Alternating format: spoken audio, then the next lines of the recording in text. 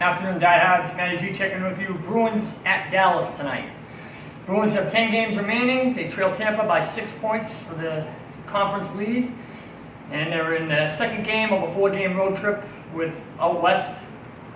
They're in Texas tonight against Dallas. They still have to go to Minnesota Sunday, and Winnipeg. They wrap up with Winnipeg next Tuesday. Dallas has our old friend Tyler Seguin. I'm sure we all remember Tyler Seguin, very talented, gifted player, and they're fighting for a playoff spot. Basically, every game they play from here on out is fighting for their playoff lives. The Bruins clinched a playoff spot the other night with an overtime loss against the Blues.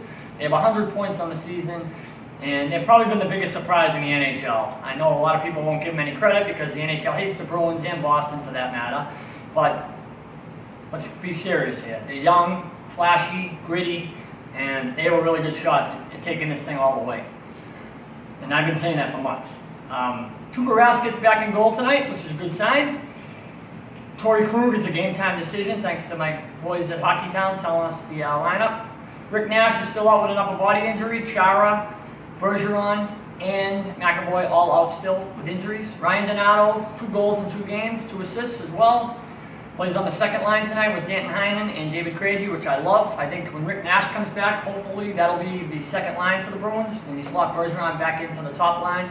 And you pick your best 3 forwards out of, obviously Riley Nash would be one of them, probably Gianta for the experience. And I really like what Wingles is doing on a game-to-game basis, but that would mean DeBrusk doesn't play and Heinen doesn't play, so I think that's a little far-fetched. I think that they'll figure out the right matchup going forward.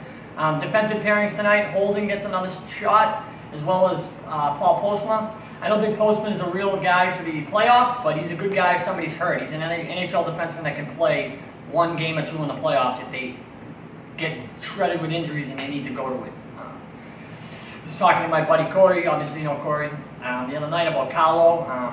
I think Carlo needs to get tougher. I think he's had a tough season, and I'm going to give him a pass on this year, but he has to be tougher. That big body, you need to be chucking people out of the crease, and you need to make sure that Rask has a clear path from shots from the point as well as shots from the high circle and slot. And I want to see Carlo be tougher, especially in this playoff run, because if we're comparing him to the next Zdeno Chara, that's a big, big stretch right now, guys. And I think he's got definitely good potential, but he has to become a tougher player, a meaner player, a nastier player. Not dirty, meaner, nasty, gritty, like Marchand without the extra charades and shenanigans. Obviously, we hope tonight to get a win. We're chasing Tampa. Tampa has 8 games left. The Bruins have 10. Like I said, we're down 6 points. We played them 2 times head-to-head. Actually going to the final game in Tampa, which will be a treat for me and Katie.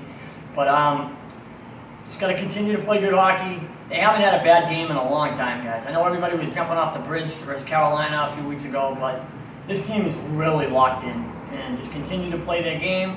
Make sure everybody gets ample rest and get ready for the playoffs. All right, I'll check with you after the game. Enjoy your weekend in hockey. Good night, guys.